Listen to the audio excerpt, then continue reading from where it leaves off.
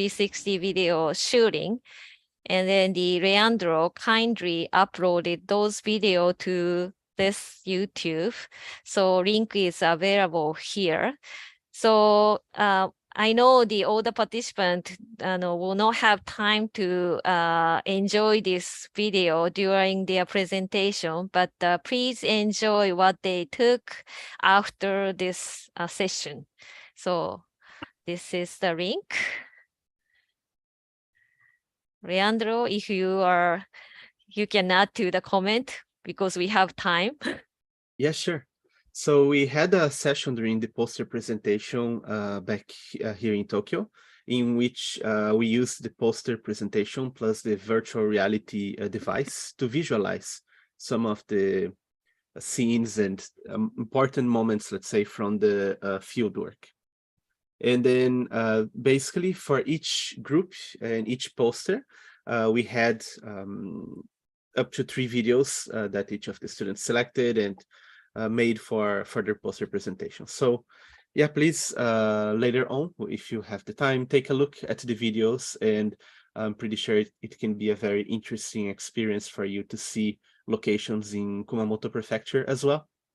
The videos are 360, so you can see on the computer browser, clicking with the mouse to navigate, but you can also see it on the phone, rotating the phone around, or if you have access to a virtual reality device and you want to take it one step further, you can also watch it on the VR device itself.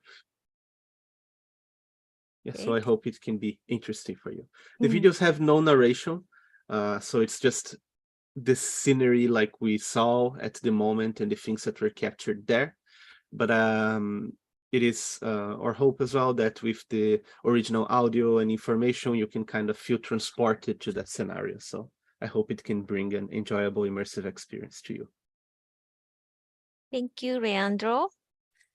And then maybe it's in different order, but Ikeda-san, would you please remind everyone about the badges and would that be, can you speak up or? I'm so sorry for interrupting you, but now the stream is ready. And Okay. We just distributed. Okay. Yeah, you are. But actually, I have to say sorry that the URL that I provided is changed. Okay. Okay, can we start the students' final presentation? Yes. Okay, so let me turn off the screen sharing. So are you ready for Team UM? Yes. Yes, okay. We are ready. Okay, please start.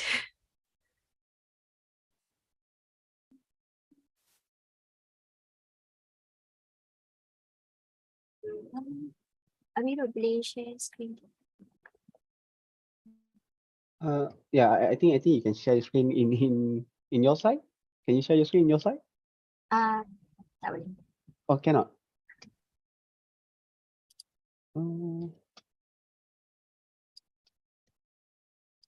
Let me see.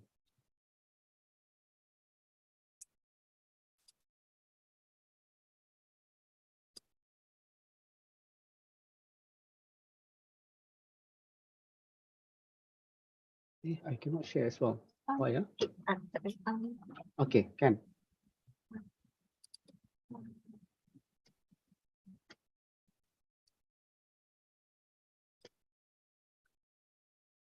Alright, can everyone see the slides? Yes, we can see the slide. So we can start now, right? Okay, so hello and good evening to everyone. Thank you for joining us today. My name is Wan Shamimi. Together with me is Mr. Muhammad Amiro. So today we're going to present about the findings on disaster management based on Minamata disease and Kumamoto disaster. Sorry, Shamimi, we can see your presenter view. Oh, sorry.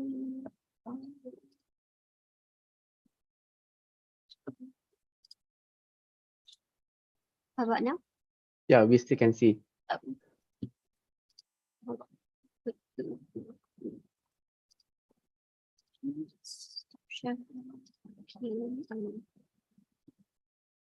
Okay. Now better? Yeah. Okay, so this is our content for today presentation. Okay, so we proceed on to our objective of our presentation today is we're going to discuss about our findings during our visit on Kumamoto disaster, Minamata disaster, and also we're going to discuss about the flood disaster management in Malaysia. So before we go deeper, just a brief introduction about the natural disaster that we have learned during our visit in Japan and also a bit in Malaysia.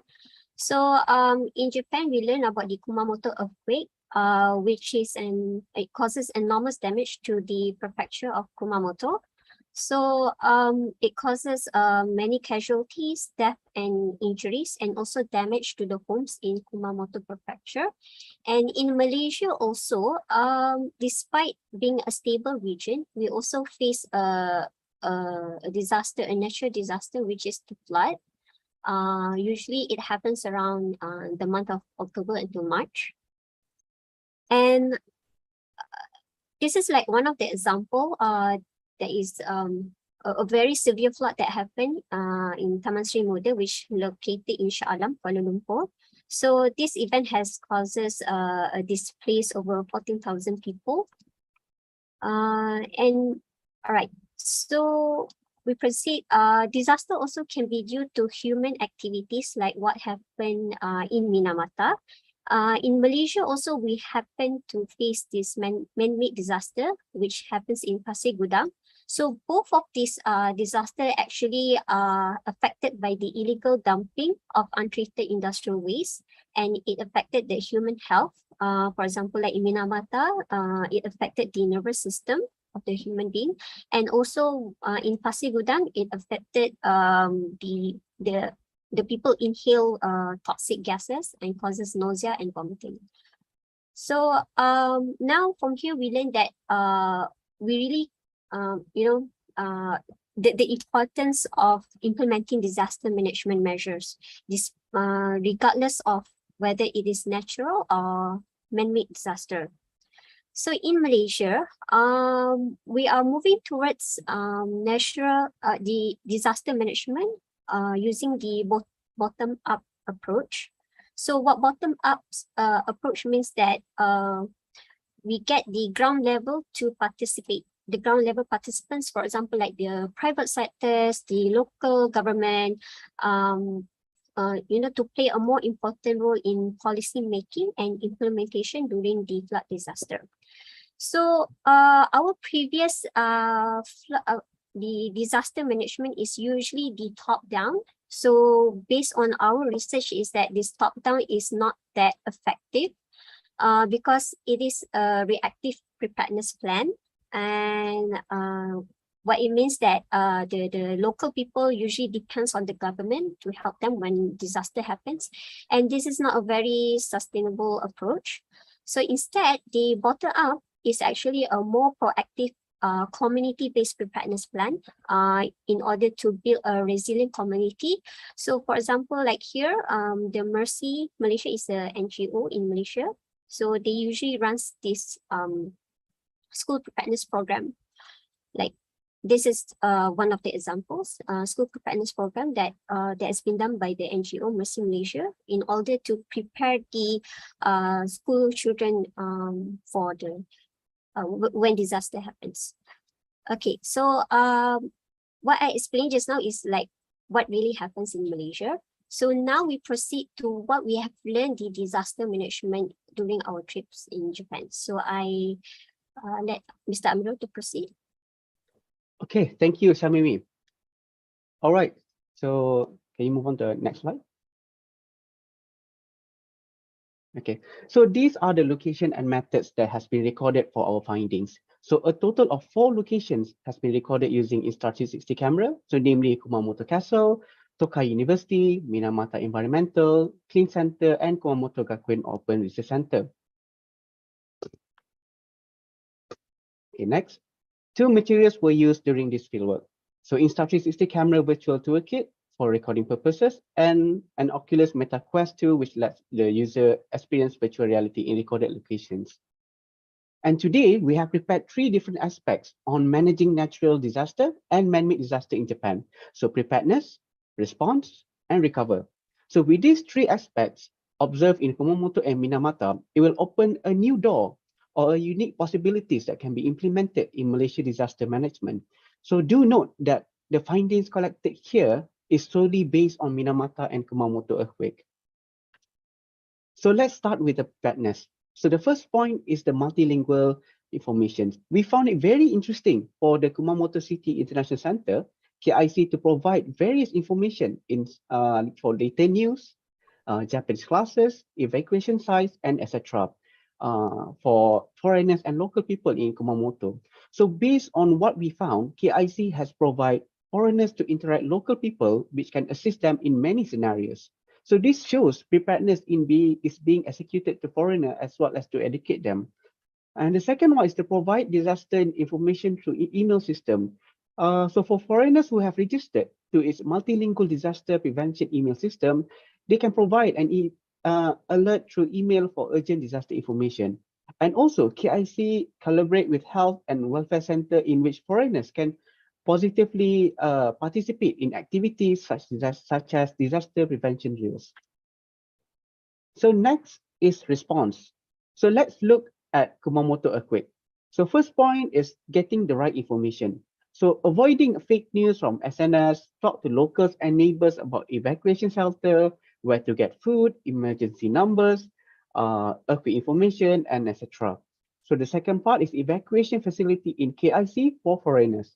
So setting up an evacuation facility for foreigners so they don't feel left out, and helping foreigners who does not speak Japanese can patrol in the area.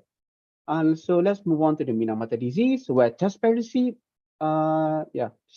between government and its people must be a priority. So sharing information to public can reduce fatalities as people will avoid eating fish and finding new alternatives. So based on our research, lack of knowledge in food sanitation to the public is also one of the factors leading to high number of deaths. And the last one is recovery, which is the most unique action done by university and government, in my opinion. So let's look at the Kumamoto earthquake. Rebuilding, restore, maintenance, the structure of the Kumamoto castle, and also Minamiyaso village preserving and maintaining the disaster remained as part of the Kumamoto Earthquake Museum to show what they experienced. So one great example is Tokai University Aso campus.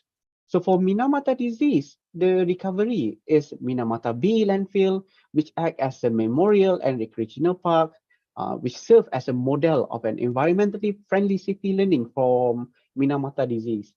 And secondly, joint enterprise cooperative Econet Minamata, which made an effort to produce environmentally safe products such as ecological soaps in order to lead to a better future life and safe and secure products unique to Minamata. And the last one is Minamata Environment Clean Center, where they collect waste gathered from recycled waste station at a different location in different parts of the city. Then it will separate the waste in 21 different categories, and once separated, the individual waste will be sold to a different company, and its profit will be given back to its community. So why they are doing this is because they learn from past experience that nature and human cannot be restored to what they used to be once the environment and nature are destroyed. Also, this recovery action done in Minamata can be adopted as part of the Malaysia disaster management.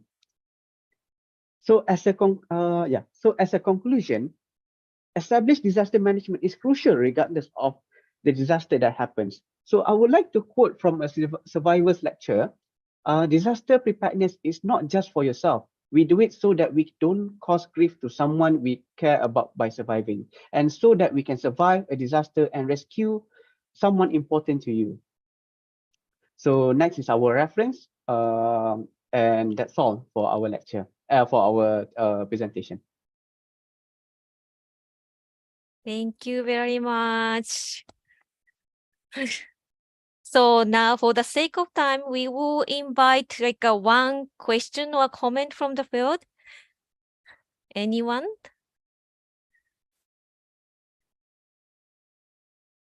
No? Anyone?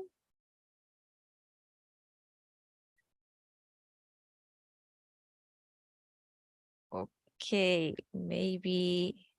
Actually, we got one comment from YouTube. Oh, really? Elin Ahmed said, "Congratulations, Juan and Amil. Good job. Love from University Malaysia." Maybe your friends? I'm not sure, but thank you very much. Congratulations. So Thank you for your much. presentation. What a great friendship. So good presentation. Thank you for Team UM. Thank you. So then shall we move on to the next team? So please turn off the screen sharing. So next is Team USM.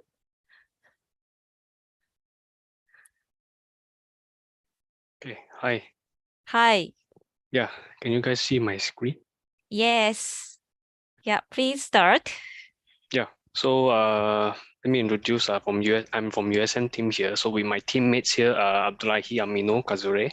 So we're going to propose this mitigation approach for handling flood in Malaysia lah, based on the findings and also what we learned from the EBA fieldwork. Okay,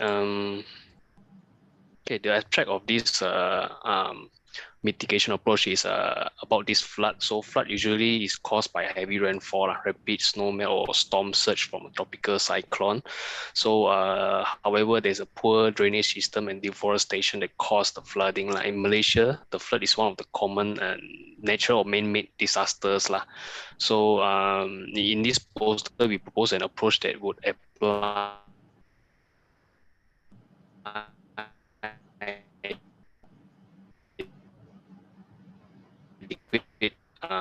monsoon flood. So monsoon flood is caused by the northeast monsoon season, commences in early November and ends in March. So particularly to the east coast of Peninsular Malaysia and Western Sarawak.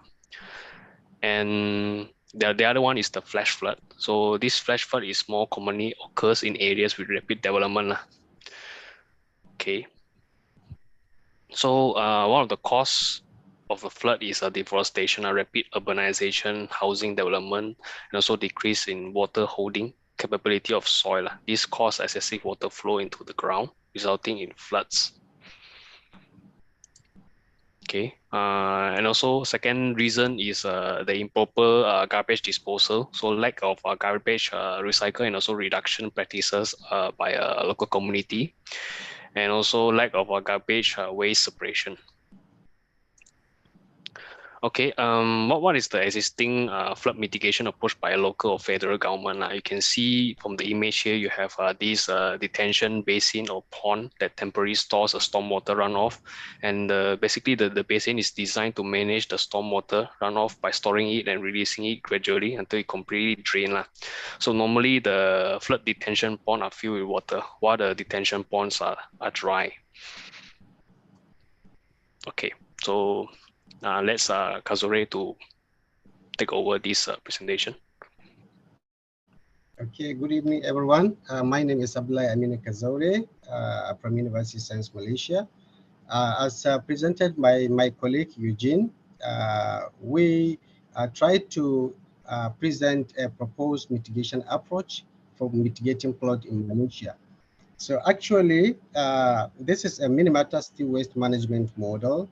But before we go to Minamata waste management model, I would like to share some of the experiences we learned during our stay in Kumamoto City. Actually, Kumamoto City, we learned so many aspects regarding from the KIC to the Kumamoto Castle, where we saw the remnant of the earthquake in the Kumamoto Castle. It's a very, very good and amazing experience to understand some concepts in the Kumamoto Castle. And in the Minamata City, before we moved to the Minamata City, we stationed in the Tokai University, whereby we saw the remnant of the earthquake, and those earthquake, it really triggers a lot of things. During our stay in the Minamata City, we tried to understand the concept used by the Minamata City model.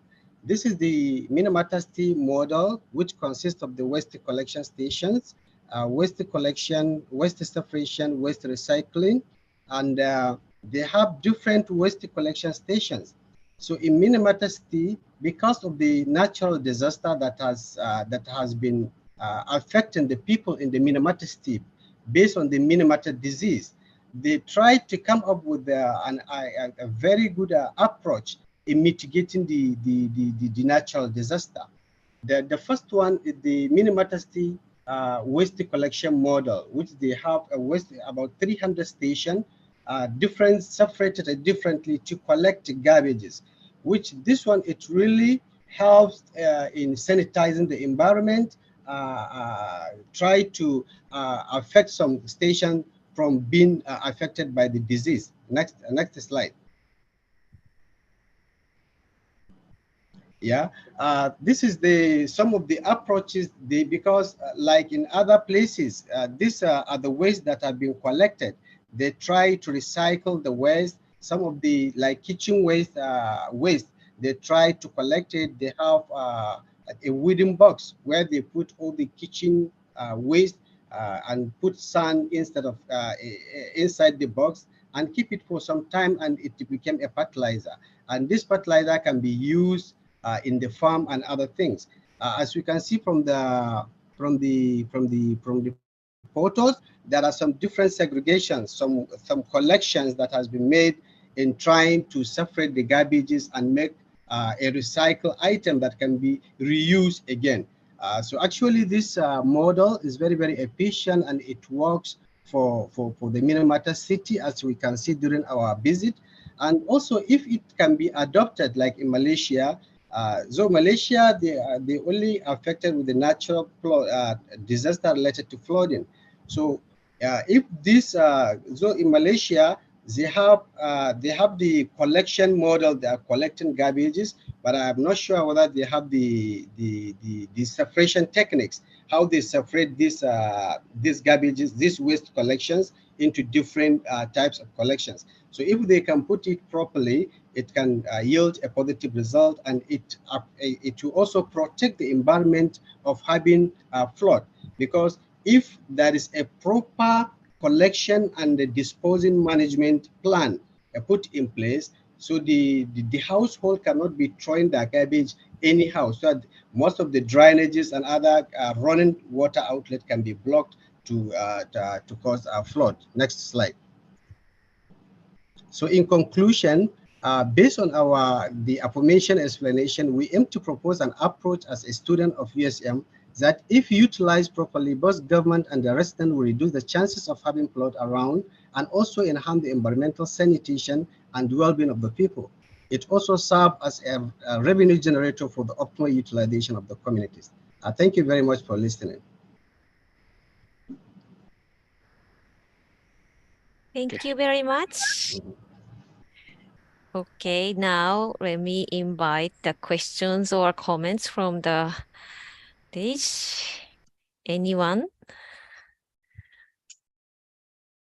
Anyone? Yeah, I have one question. I'm Dr. Liakut from Bangladesh, Buet, Bangladesh. Yeah, please go ahead. My question, and actually both applicable for previous one and this one.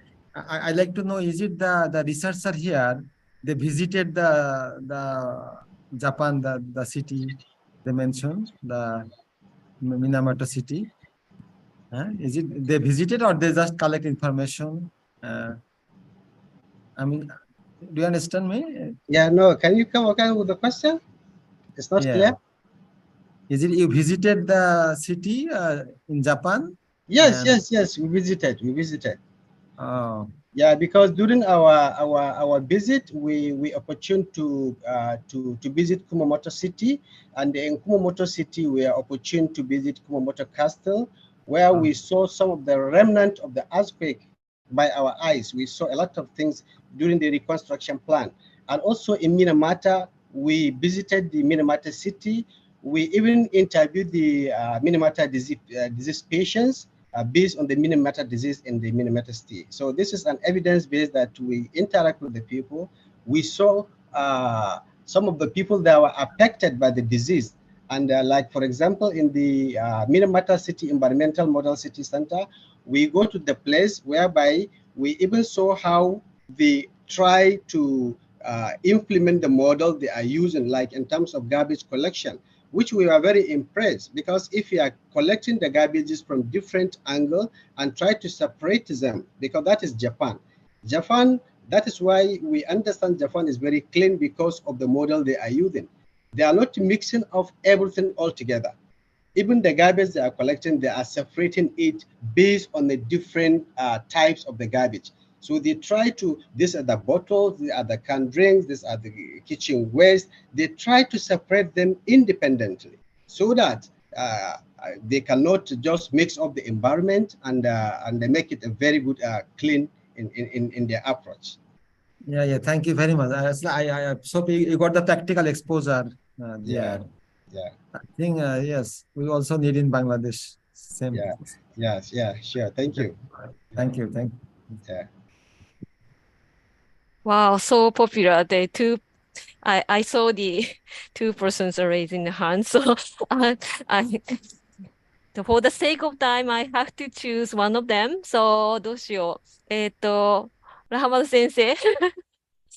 Okay, thank you, Iwan. Thank you. Okay, my question is this. I agree that one of the main issue for flooding in big cities like Kuala Lumpur, Jakarta, and so forth, Tokyo, are trash in the river, right? Easily throwing trash in the river, and the river get congested and so forth like that. But the question is that the issue, I think, the main issue is that in Japan, there's a culture of collecting trash, separating trash, and so forth. Which in Malaysia or Indonesia, that kind of culture has not been widely adopted yet. So I think, how do you suggest that we should adopt make this adoption higher, quicker in countries like Indonesia or Malaysia or whatever? Yeah, thank you very much. Actually, your question is very nice, and I really welcome the question. Based on what we saw in Japan, like in Minamata City, based on how they try to have a separation of the garbage, it really worked perfectly for them. Like in Malaysia, I'm a foreign student. I came from West Africa in Nigeria. What I saw in Malaysia, Malaysia is also a very clean country. They are trying in terms of waste collection and management, but compared to Japan, there are clear differences, because in Japan we are very cautious. Even if when we drink something, they ask us, don't put this place, take it to that place. So by making separation, like if we look at the Minamata City model, the way they adopt the certain classification of the waste and the disposal management, if it can be properly adopted like in Malaysia, it can improve the waste collection management, and it will reduce the rate at which some of the flood can occur. Like this improper waste disposal and management can cause flood. So in our model, what we are proposing is, if this approach used by Minamata City can be fully adopted and implemented in these countries, it can improve and boost the sanitation and also improve the waste collection management. Thank you. Okay, thank you very much. Sorry for the sake of time. Sorry for the Dr. Nebra. So let me move on to the next team. It's okay, no problem. I guess my question is related to what Ahmad already asked about the separation. How is different in Malaysia and Japan?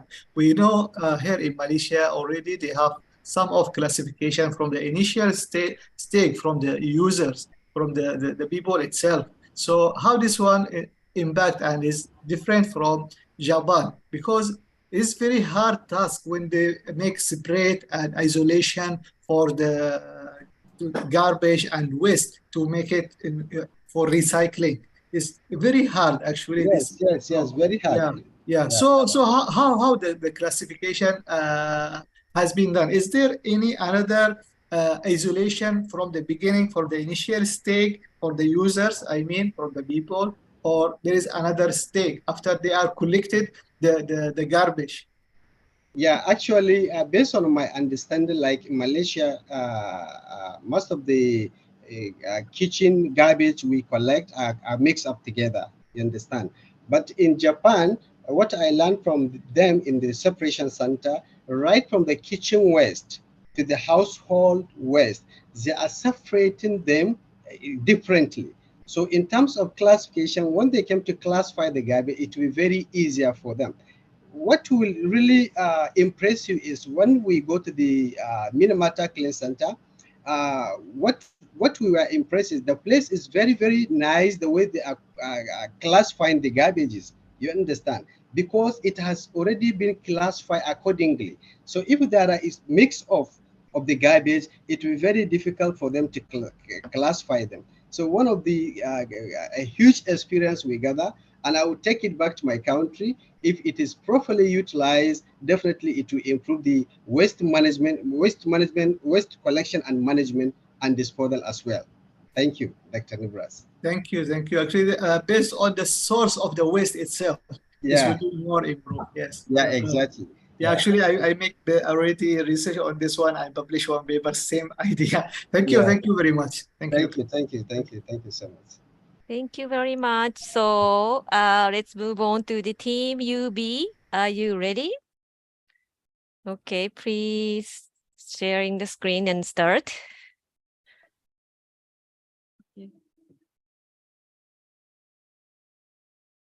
Can you see the presentation? Yes. Okay. Hello, everyone. Good evening. So today we are from University of Brawijaya. We want to share our idea about design and build an IoT-based waste detection application as a flood prevention effort. Before that, let us introduce ourselves. My name is Ifadatul Hairor, and this is my activity in campus as a Vice President of Student Council, and I also Laboratory Assistant of Information-Based Network of Wilcom UB.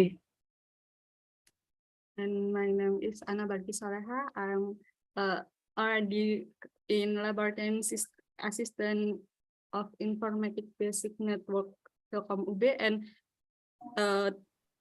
in this semester, I'm independent studying participant of Bangkit Academy 2023 in machine learning path.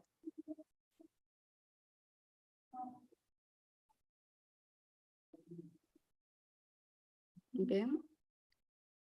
First, every year, Indonesia has heavy rainfall. This case may cause floods in some area in Indonesia, such as Malang, Jakarta, Semarang.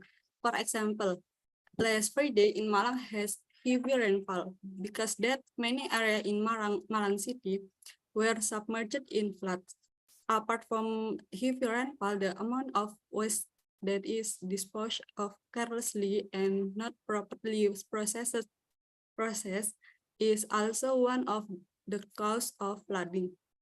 Besides that, Indonesian Revolution 5.0 has begun, where is focused on the development of IoT or Internet of Things in every aspect. Consequently, we want to give a new concept about design of building an IoT beside waste detection application as a flood prevention effort by adopting the Minamata way of dealing with environmental pollution.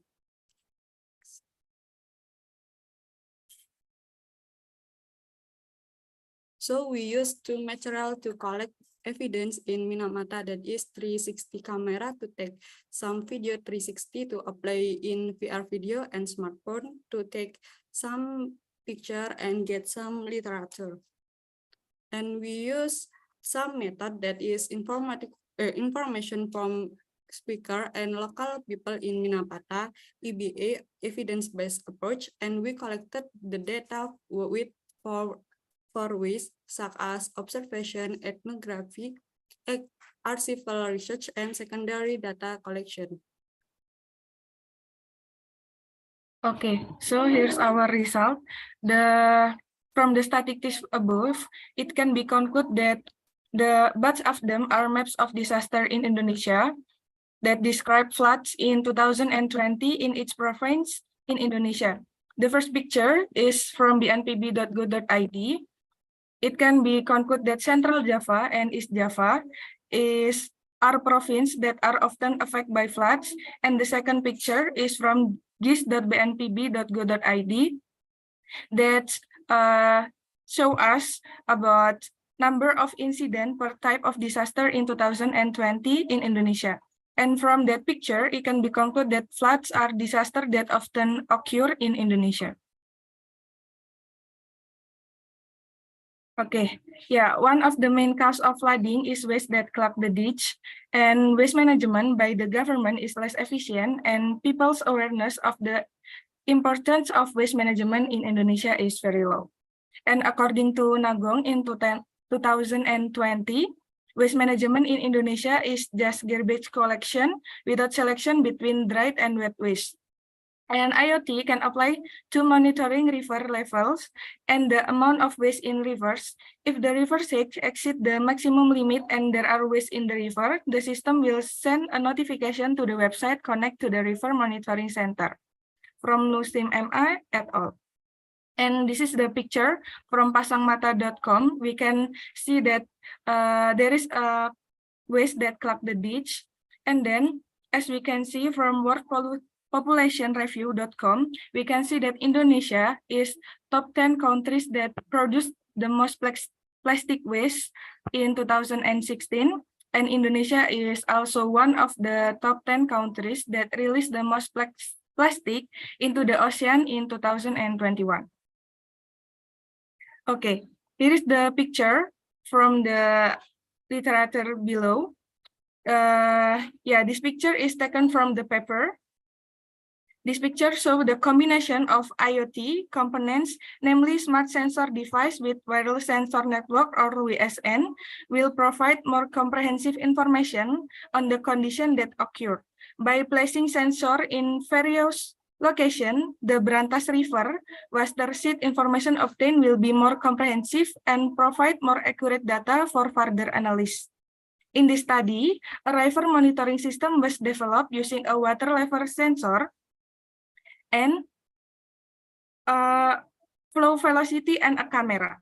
As we can see, yeah, and camera sensor are used to detect river pollution due to garbage, and the water level sensor is developed based on the principle of capacitive sensor, where the capacitance will change with change in water level. And however, the system still has some evaluation from us. For example, because it uses an image sensor, the system will have difficulty working at night without the help of the light. And then the condition of the water level will also change drastically if there is a heavy rainfall.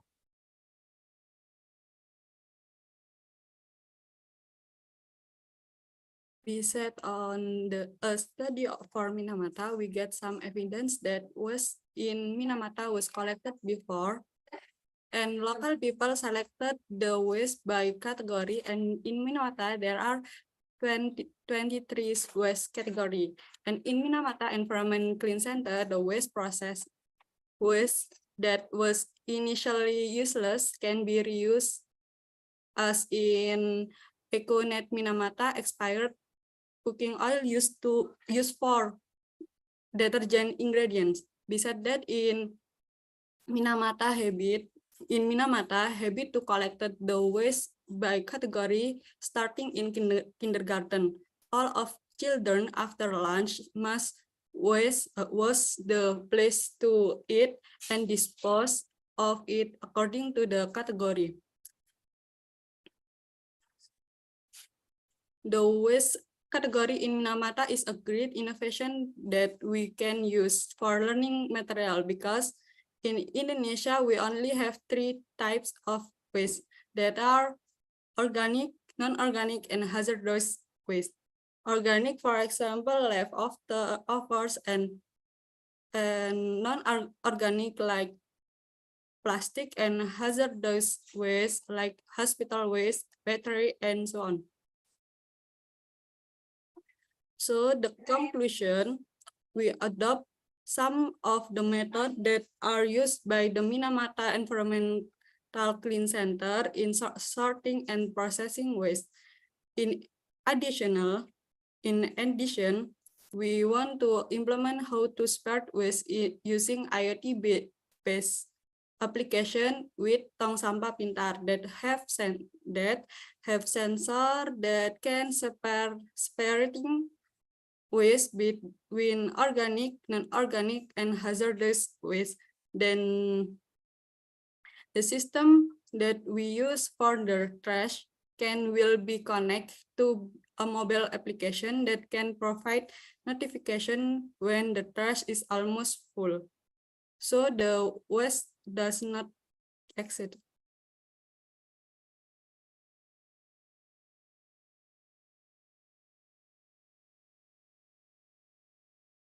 Unmute, Viva. Okay, this application also has educational features to increase people's awareness of the importance of separate waste and disposing of waste in its place as a flood prevention effort. And in our idea, we want to use an image sensor, so if the trash doesn't fit in its place, this trash can be opened.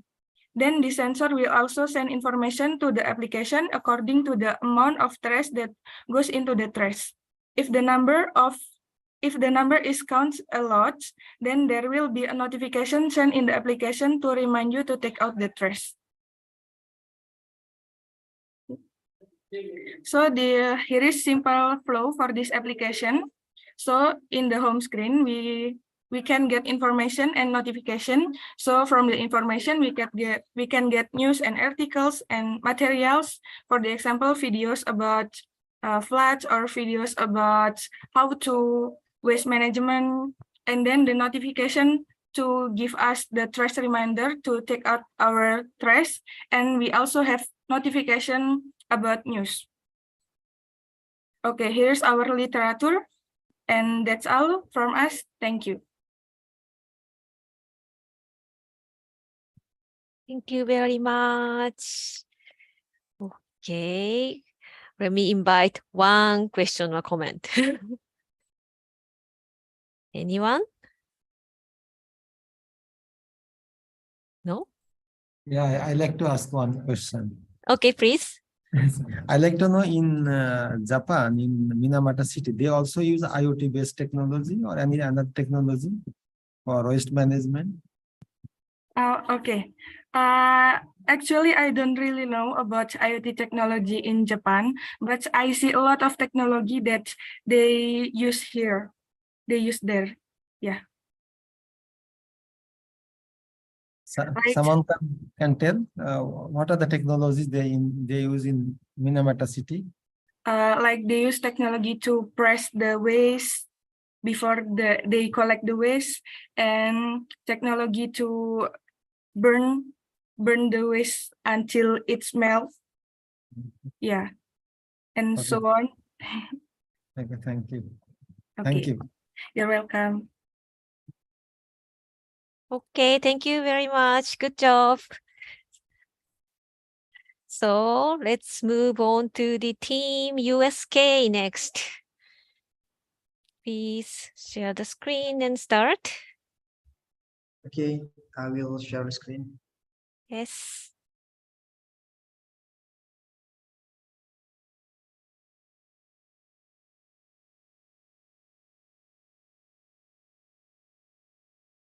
Okay. Can you see my screen?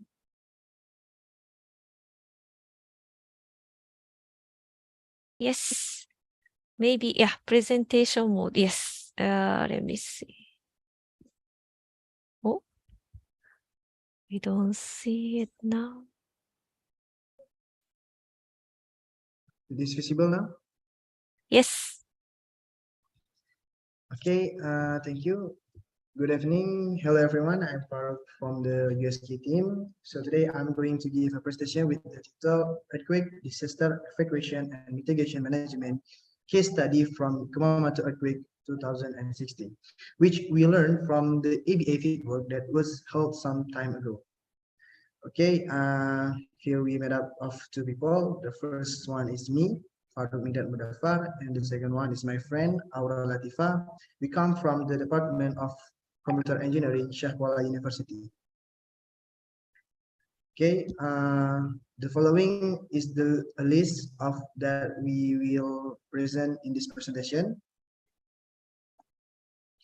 And this is are the word that we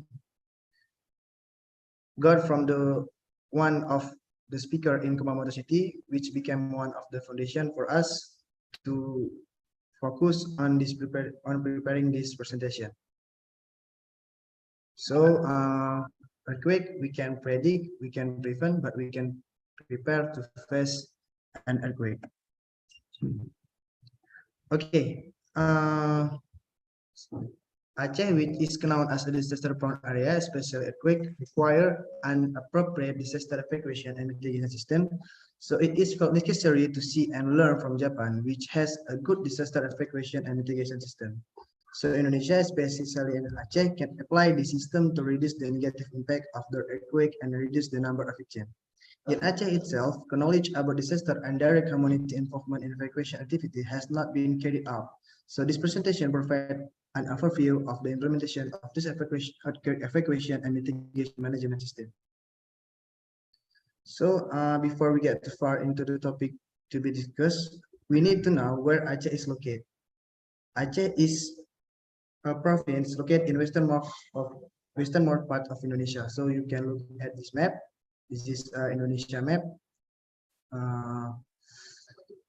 Okay, this is Indonesia map, and you can look Aceh is located here. This Aceh province.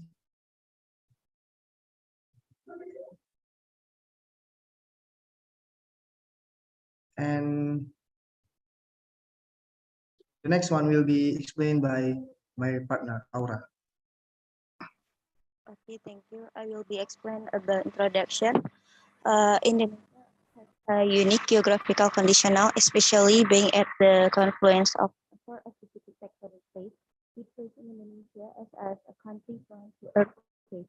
About 70% of tectonic earthquakes occur on the ocean floor, which has the potential to cause a tsunami. The earthquakes are called tsunami-genic earthquake. Statistically, on average, earthquakes occur almost every month in Indonesia.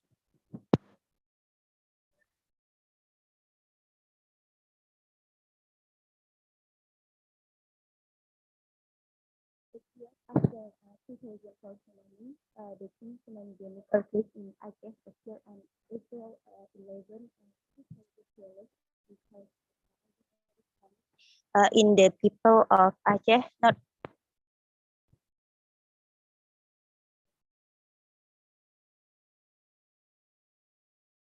Aura, I'm sorry to interrupt you, but we can't hear you clearly. Could you please? And no, I think your audio is unstable. Sometimes we can hear it, sometimes not. Connectivity maybe, or reduce the video.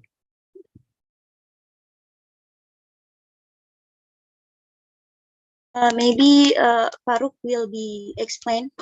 Oh, it's better now. It's better now. Yeah, it's better. Okay, I will continue. So this may be a narratical story based. So a year after the 24 tsunami, the twin tsunami-genic earthquake in Aceh occurred on 11 April 2012, which caused extraordinary panic in the people of Aceh. Not only was the tsunami evacuation process bad, but the existing high-rise buildings were not utilized as evacuation site. So, proving the implementation of all effort to reduce the risk of earthquake disaster, including the existence of a tsunami early warning system, has not shown any result, and the 2012 earthquake seems to be a reminder and evokes the trauma of the people of Aceh against the 2004 earthquake and tsunami. So, the implementation in the case of mitigation in Aceh, we can build a community that responds to disaster and implement an ideal disaster evacuation system, such as installing evacuation routes marker, distributing emergency information cards and safety booklets, making earthquake evacuation concerning to the public, and directing them to make a family disaster plan. determine and provide a shelter system, and create an information center to make it easier for foreigners when a disaster occurs. In practice, the university cooperates with the government to formulate and calculate variables for disaster risks. Then, from this result, an ideal disaster mitigation system can be formulated in which there must be the item mentioned above. Then the community are required to attend counseling that has been prepared in order to reduce the risk factor that will occur. Okay, here's the picture of Kumamoto City International Center, or we can call it KCIC, that we visit when we do the EBA Fieldwork at the Kumamoto City. So it can be a role model of information center to make it easier for right now when a disaster occurs. And based on EBA Fieldwork conducts in Kumamoto City, we formulate a disaster evacuation and mitigation management system and classify it into two outlines. The first one is society, and the second one is the government. So maybe I will explain it to you. Okay, based on the EBA Fieldwork at Kumamoto City, the first one is society, and second one is the government. So society is could make some family disaster plan. This will contain the emergency supply that it will make each family prepare well for the earthquake. And also the society must do evacuation training, so make the society have a knowledge about the earthquake. And the second one is the government role. So this first, they should provide the shelter or the evacuation center, so make the society know where should they go when the earthquake occur. And the second one, they must distribute emergency card and safety booklet. The society have a guidance when the earthquake occur. And the third is place the evacuation scene, so the society know where they must go when the earthquake occur. And the last one is make information center building like the KCAC, so make the society and foreigner have guidance when the disaster occur.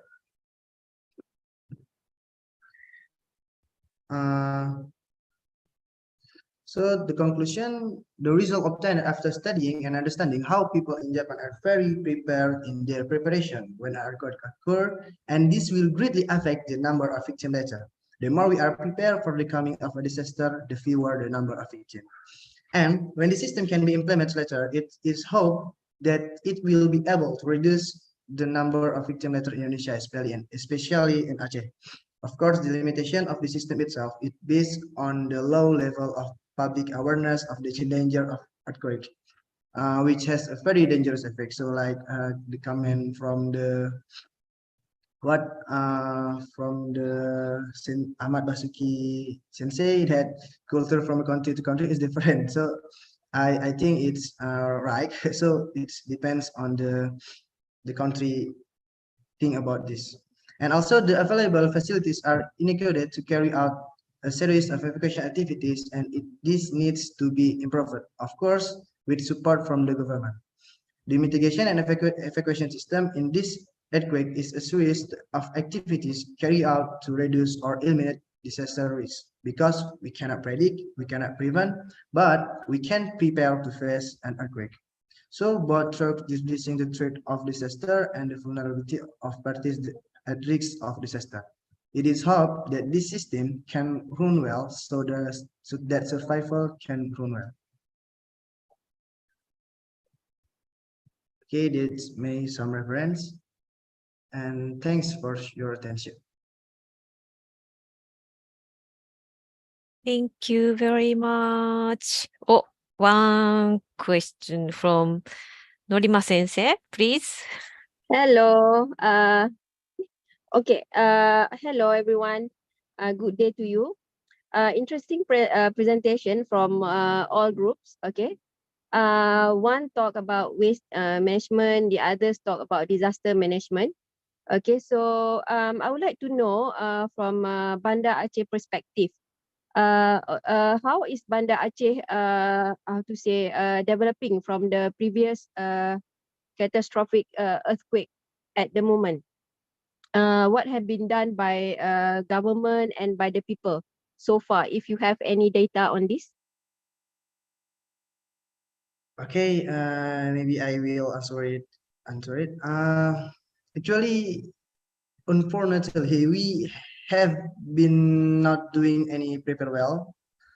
Like from government is like doing nothing, and from the society is just like don't get off mind. Like they just enjoy and just relax and not think it will be a dangerous effect like this.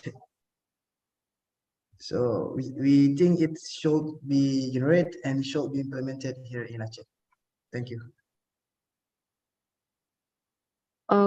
Okay, thank you for the answer. Is there any budget from government on this, if you know? It's how can you sorry? I I mean, think it's any association or government body handling this, because yes, we have some what we call it BMKG and BNPB. It's like some department that they take care about this risk. So maybe from their responsibility to we make some this system, implement the system. Okay, thank you for your answer. Okay, thank you very much. Good job. And then I think the additional information someone is posted on our chat, so please check it later. And then let's move on to the Team Keigo. Please start.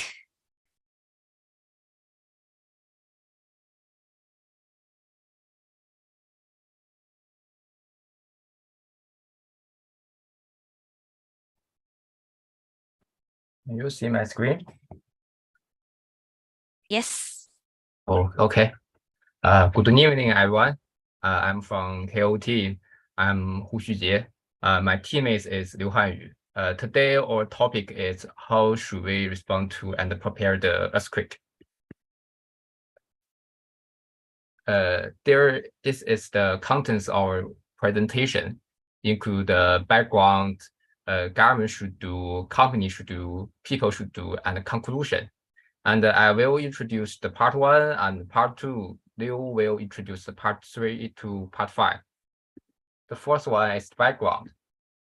In the Kumamoto earthquake, the first shock occurred April 14, and the second shock occurred on April 16. This earthquake caused significant great damage for this area. The picture shows the Kumamoto castle destroyed by the earthquake. And the main reason of the huge demand to Kumamoto city due to the earthquake was the second shock, as most building can only be hit by one shock. So in 2013, the Tokyo government assumed many earthquake in the next 30 years with the magnitude of 7.3. The map shows the location of the earthquake in the next 30 years, about 5 times. So it's likely a similar situation to Kumamoto will occur in Tokyo in the future. So what should we do? Part 2 is the government should do. The first point is the preservation of the historic buildings, because rebuilding the historic building takes a lot of time and money. For Kumamoto Castle, it took 7 years to rebuild it.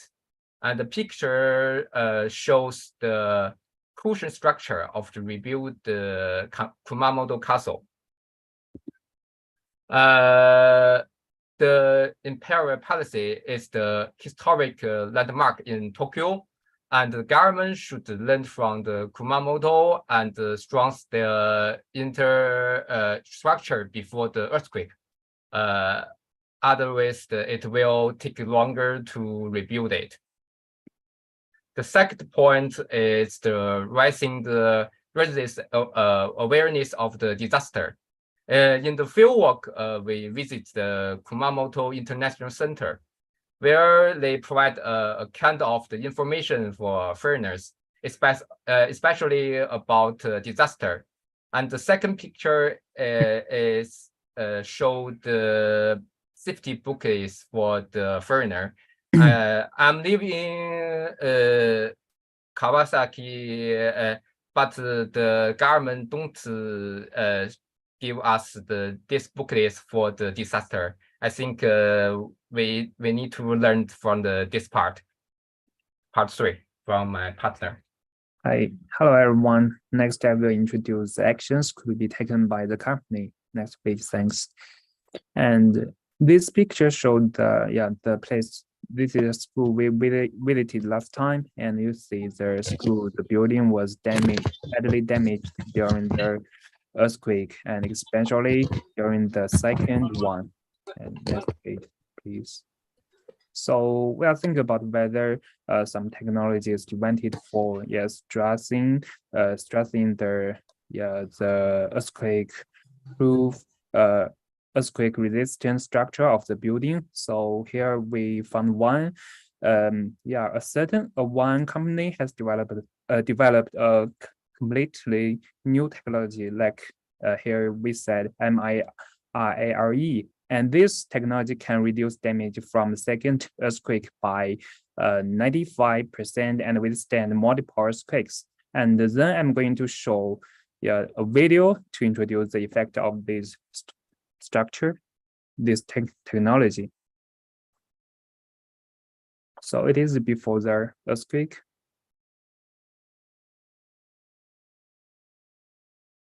So the right one is with this new technology, and the left is not.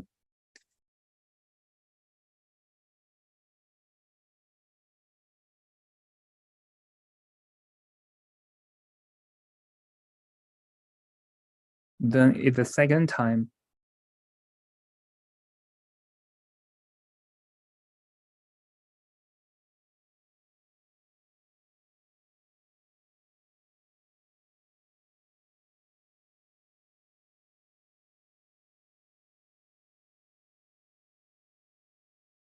So we can, apparently see the effect of this new technology. So then we want to talk about what should be done by the residents. And next page, please. And the first is to make a disaster plan, and then read disaster information and find out where our nearest evacuation shelter is, and prepare an emergency bag. And the right picture shows that some evacuation shelters in Kumamoto city, and people can find them can find these spots easily, and when it is necessary, they will go directly to their shelters. So then finally, it's conclusions. So the first one, Tokyo should use new technologies like the one we just introduced to strengthen the earthquake resilient structure of the building so that they can withstand multiple strong earthquakes, and then provide residents with more detailed information on disasters and urge them to prepare emergency bag. Okay, that's all. Thank you. Thank you very much. Okay, let us take one comment or questions. Anyone?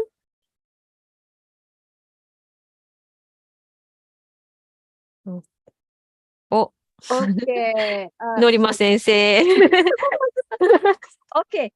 Interesting disaster management by KU University. I just want to ask, the one that presented is this technology for building, right? So is there any aspect of new technology that can be adapted other than building?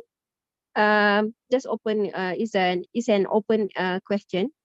So is there any technology that we can, for the earthquake, right? So we want to preserve the building. So what are the other things that we want to, technology perspective that we want to improve other than building? Earthquake, which will usually affect the building, right? What about, for example, the one in Fukushima, right? Remember the Fukushima nuclear that leak, right? It was leaked. So can you elaborate on that?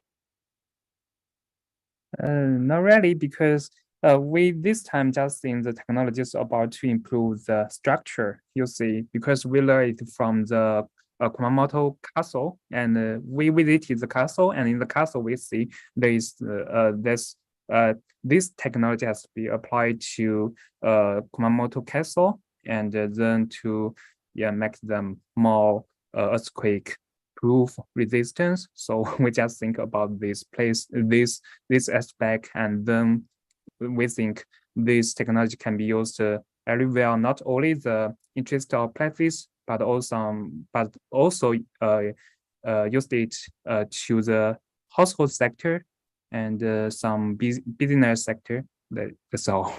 But thank you for your questions. I think I will consider more about these different technologies. Thank you. Thank you. Thank you for your answer. Thank you very much. Good discussion. So then now the last team, Team Unhas.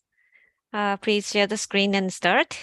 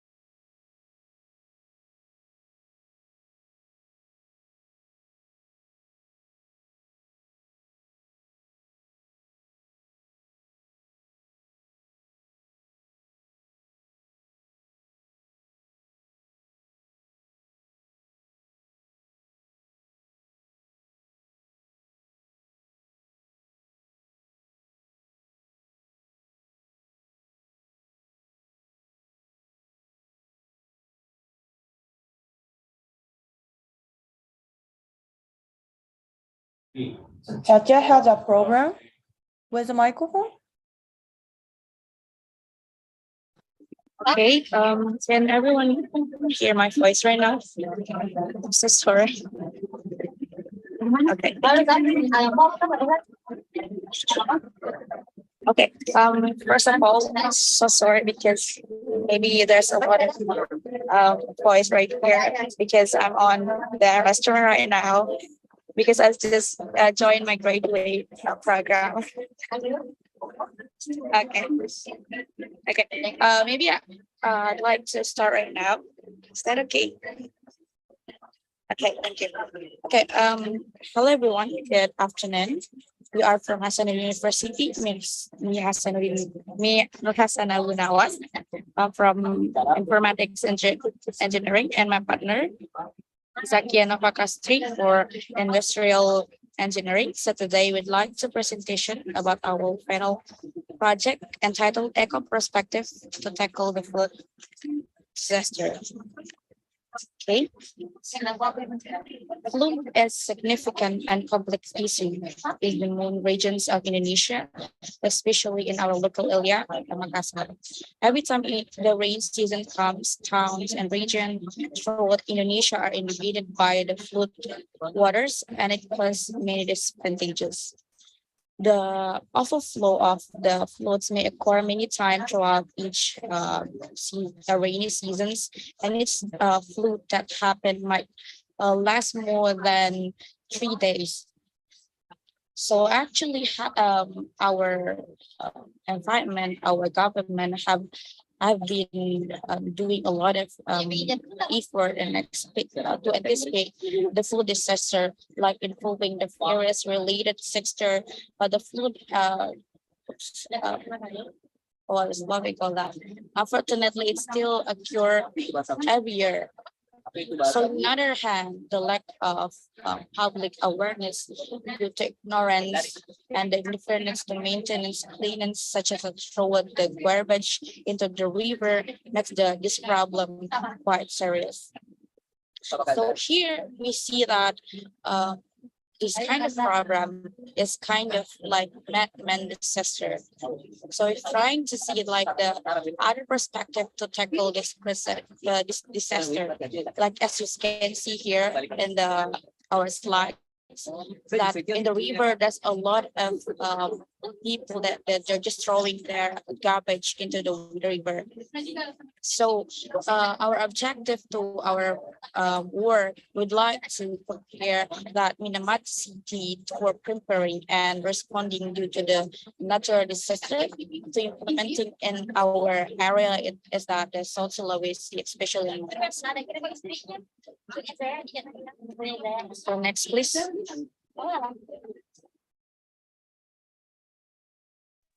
Hello. Okay, that's our objective.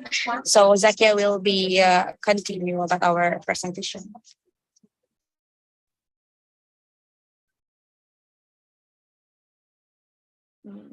Okay, so the next one is objective. So our objective of our work, we'd like to compare how Minamata City for preparing and responding due to the natural disaster to implementing in South Sulawesi from eco perspective. Next.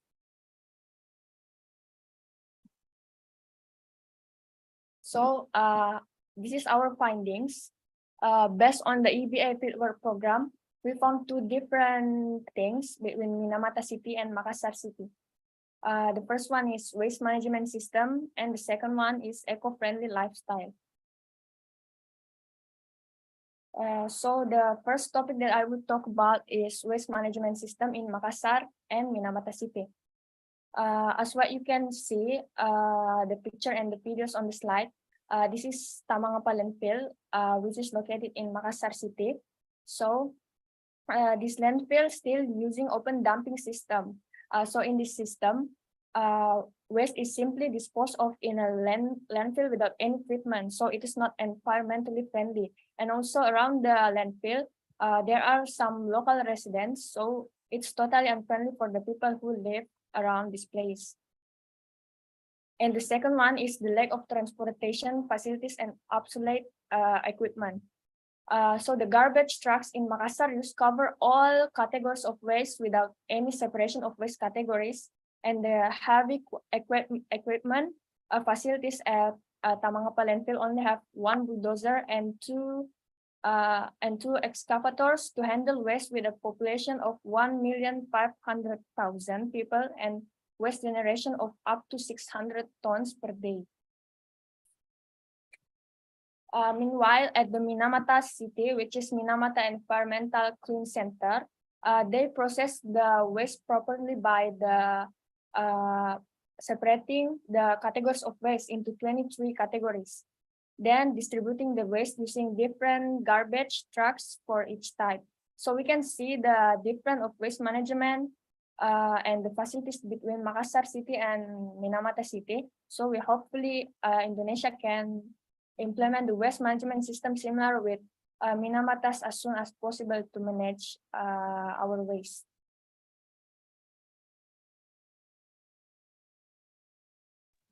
So in the next topic, I'd like to talk about from the eco-friendly lifestyles. Actually, in Indonesia, the lack of awareness and knowledge and the ability of the final waste disposal facilities are the reasons for the accumulation of the garbage. This problem actually occurred in all the step of solid waste management, like from the storage, collections, transferring, and then the transportation, the treatment, with the tendency to the rise at the point, and also from the landfill. Meanwhile, at the Minamata cities programs, they respond the problem due to the Minamata disease. The city has tried to reduce the impact on its surrounding natural environment. Always like they're always strengthening initiative in a street to become model environmental eco cities. So we see this kind of behavior that they're doing. This can be implemented into Indonesia to face our problem, especially to build up the awareness for the residents. And actually, we can see from the Minamata Cities program that doing school versions of environment ISO, it like the schools they're learning about how to have the behavior to have eco lifestyle from the beginning at the early age, like from the senior high school, elementary school until the high school. And then we think that the solutions is really helpful for our residents, especially in Makassar, that to build up the awareness of this eco lifestyle friendly. So next one, please. Okay, so here actually we have a little addiction that we have to be proud of with this Pandawara group, that is a yacht community from Bandung, that is one of the regions of Indonesia from West Java, that suddenly went viral on TikTok social media.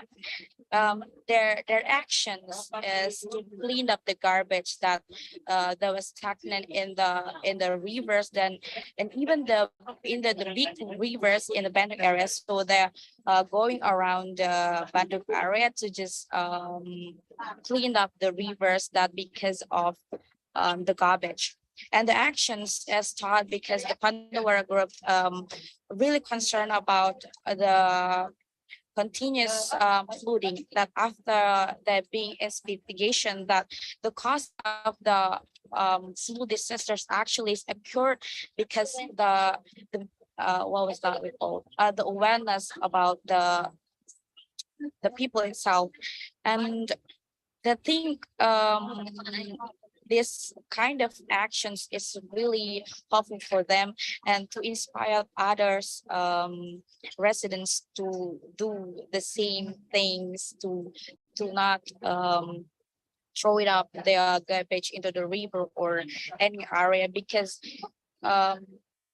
as me as a local resident, actually I'm being ashamed if I see the road that's a lot of garbage is around. So with this Pandawara group, we thought that this movement is so inspiring to the young generation to care and aware about the local environment itself.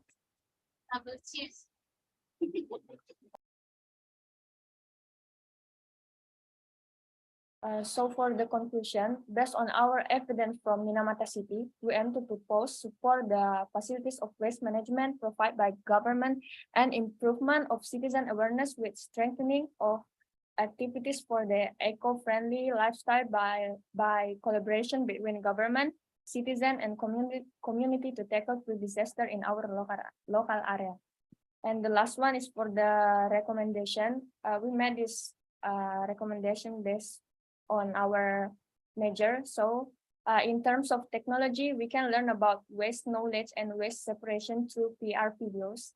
And then from an industrial perspective, we can do improvement from the manufacturing side of landfills facilities so that it can be well organized. Here is our reference. I think that's enough from us.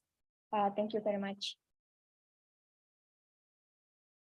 Thank you very much.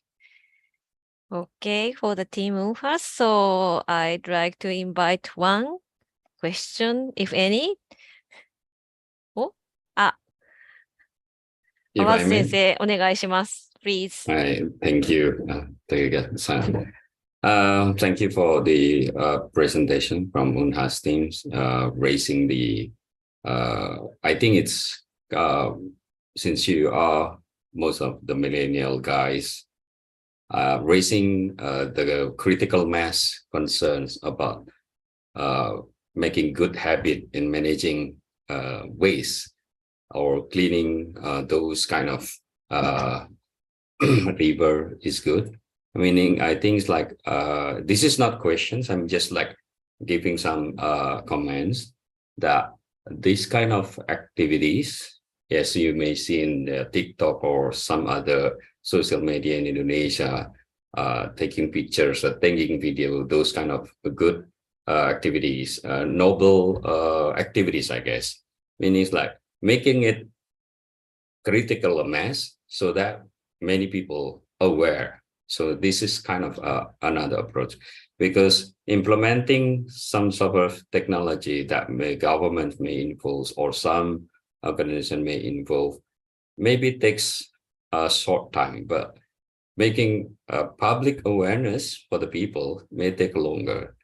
I've been living in Japan like 6 years, and then like the communities over there, the government so blending in the making public awareness in terms of managing waste or in terms of disaster mitigations. I guess you guys as a young generations in the millennial girl need to make it viral, or like in today's trend, make it viral in public, and then government getting have some attention, something like that, like in Indonesia happening. Thank you. Good job. Good job. Thank you. Yeah, thank you very much for the comments. So everyone, お疲れ様でした。Thank you for the good job. Thank you. And then one last reminder. So, リカちゃん、池田さん、could you speak up for the reminder? Thank you very much, everyone. Hi, I'm Lika. I'm PhD student from Keio University, and I'm in charge of digital badge and certificate system, which is called Insignia. I think some of you already know. Before I announce about it, thank you very much for your presentation. I really enjoyed hearing your experience and proposal from the Kumamoto Fieldwork about certificate and digital badge. Since you have completed all activities of EBA Kumamoto Fieldwork, we would like to issue you digital badge and certificate of EBA Kumamoto Fieldwork completion. To issue it, you need to create your account in the credential system, Insignia. I think you already know about it from Akashi-san's email, but if you haven't created your account, please create it from the link. I will send the link.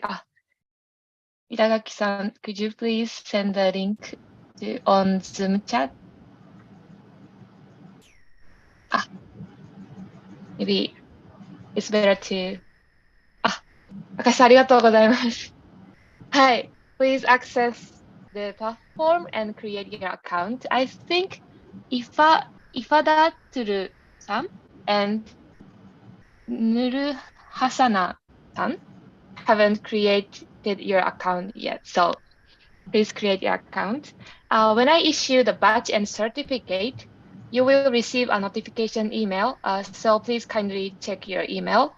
And you can share the badge through SNS such as LinkedIn, so please kindly share it to show your learning achievement. Yeah, that's all from me. Thank you very much. Okay, thank you very much. So before closing this EBA final presentation sessions, we'd like to take a group photo. So if you can turn on the camera, please do so.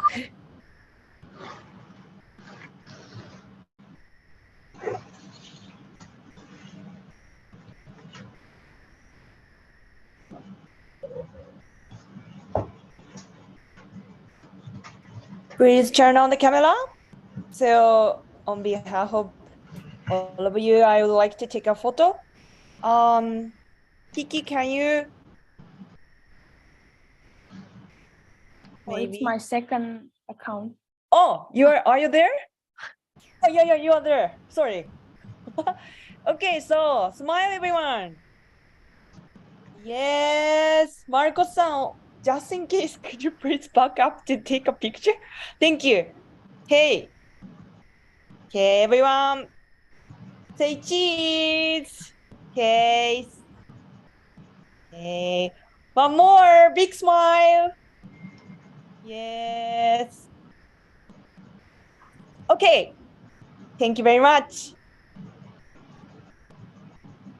Okay, everyone, thank you for your great presentation. And then also thank you for the good questions and comments from everyone. We'd like to close like a first EBA presentation session. So thank you for the student. And also thank you, Yagi-san and then Andrew Sensei for joining the session as well. Yeah, thank you. Thank you Thank you. very much. Otsukare-sama desu. Otsukare-sama desu. Thank you very Arigatou much. desu. Selamat berbuka. Selamat berbuka puasa yang Selamat berbuka. berbuka puasa. Thank you everyone. Arigatou. Assalamualaikum. Ramadan Mubarak. Waalaikumsalam. Mubarak. Yeah, For Good the night. directors of AAAI SOI Asia, please stay a little bit longer because we would like to have a usual updating session. But other participants, thank you very much once again for joining session. Thank you. Chacha, enjoy your graduation ceremony. Yeah, thank you so much. Yeah, thank you very much for having us. Thank you.